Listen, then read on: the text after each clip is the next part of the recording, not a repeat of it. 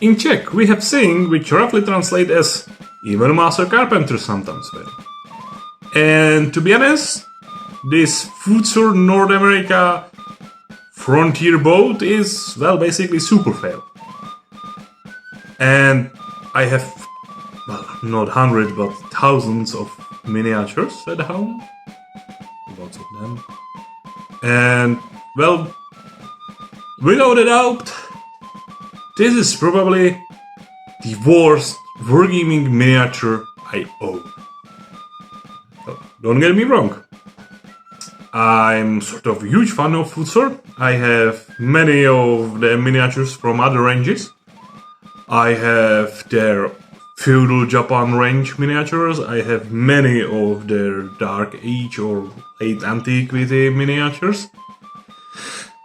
And then I thought that if they are so great, because I think Footsore is great and have one of the most detailed metal miniatures on the market, that their 7 Years War, or French Indian War in North America, as it said, would be, well, great, but basically it turns out to be really one of the worst wargaming Kickstarter I ever done. The boat, of course, on the first sight it looked really great. The promo picks looks great. On the Kickstarter it was for 49 USD, now it's being sold for $55 USD, so you are still able to buy it if you are interested. And the model itself and the details are quite good. The hunters, the frontiersmen are good. You have even this small swivel gun. You have these stowages here, ropes, and some sort of stuff. On the first sight, it looks really great. For $50, it's, well, probably okay price for this chunk of resin. I wouldn't say it's, well, cheap, or I wouldn't say also it's expensive. It's, well, probably it's okay priced. But there are a few buts. First of all, well, as you clearly can see, I have my boat on these two MDF sheets and with AK gel for water.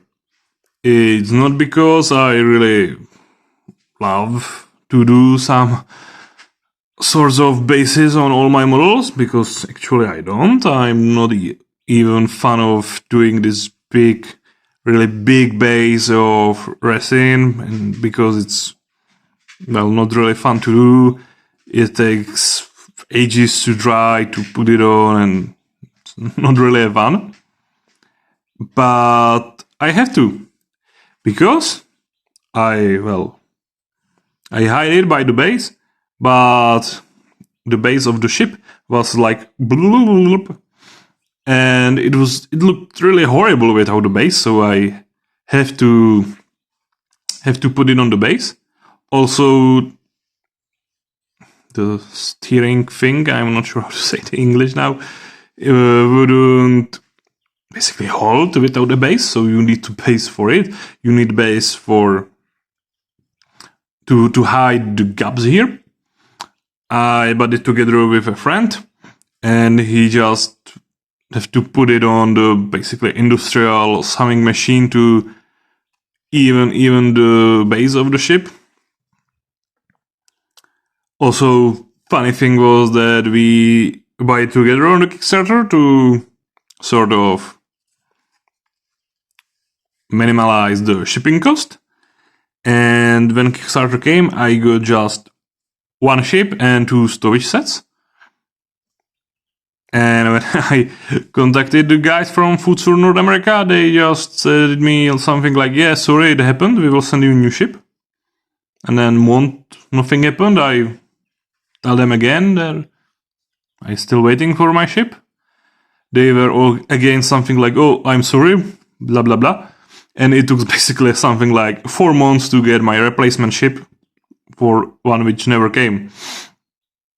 Which is not really good customer service. And well, now when manipulating, I see I break off this little bit. So I will have to glue it together again after finishing the video.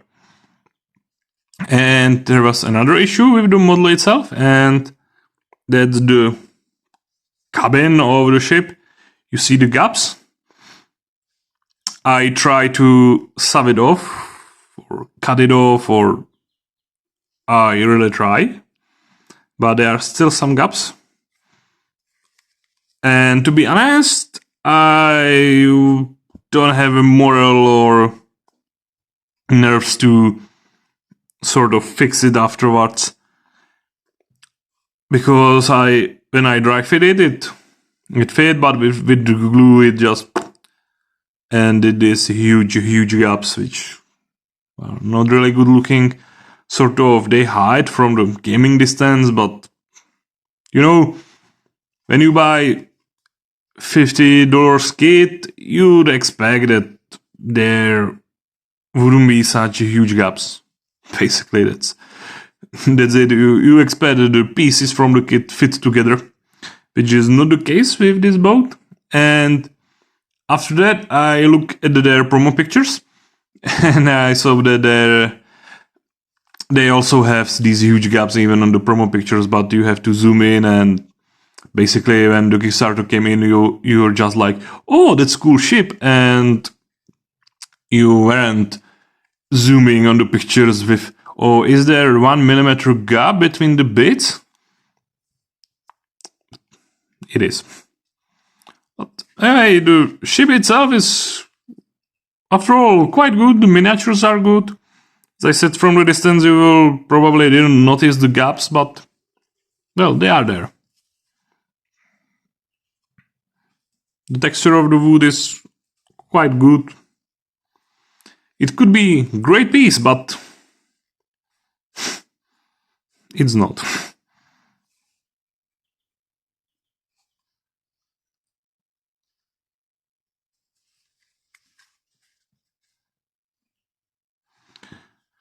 So my biggest issues with the model, to sum it up, it's these gaps with the cabin. The bottom of the ship is terrible, so the casting is not quite good. Not speaking about some flashes on the miniatures.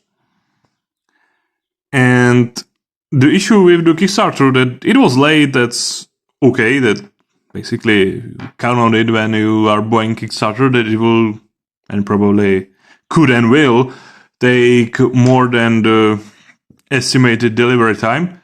But I get basically half of my order, and I have months to wait for replacement, and the customer service wasn't really great. Many other people on the internet were complaining about it. There were guys from UK which didn't get their ships like 1.5 years after the campaign ends, or after estimated delivery. And it's still available to buy from retail, so I decided to do this video as sort of, well, I would say, warning to you, that if you want to buy it for the $55, well, you can. It's good kit if you are okay with the, I would say, design flaws, that the pieces don't fit together. But to be honest, I'm not sure if it's really worth the price, and wasn't really worth probably the waiting from the Kickstarter, so take it with caution.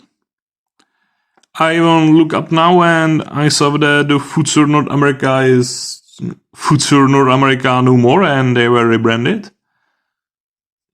Not sure if it's after this botched Kickstarter, or is there some other reasons. Not that I would really care. But if you want this Colonial Frontiers boat from ex-Footsore North America, well, probably Just don't.